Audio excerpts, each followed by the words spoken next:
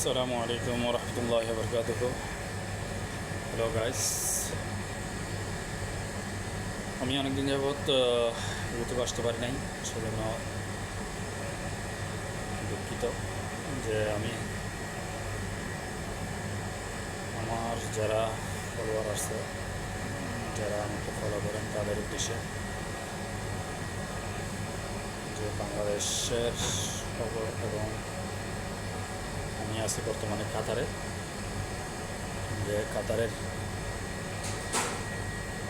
কিছু দিক নির্দেশনা, কাতারের ভিসার সংক্রান্ত,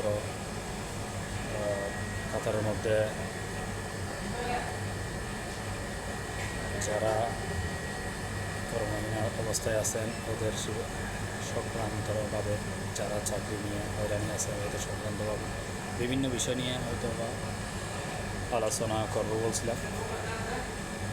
ইনশাআল্লাহ ইউটিউব চ্যানেলের মধ্যে যারা আছেন, সামনে চেষ্টা করব বিভিন্ন জায়গায় গিয়ে আপনাদেরকে লাইভ দেখানোর জন্য।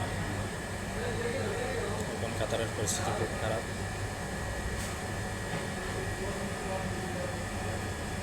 কাতারে গরমের দিক দিয়ে বলেন, বেশি গরম, কাজের দিক দিয়ে বলেন, কাজ পাওয়াটা অনেক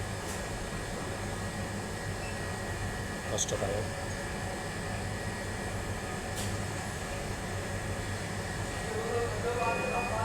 যারা কাতার আসতে চাচ্ছেন অবশ্যই আরবি ভাষাটা কিছু অর্জন করে আসবেন।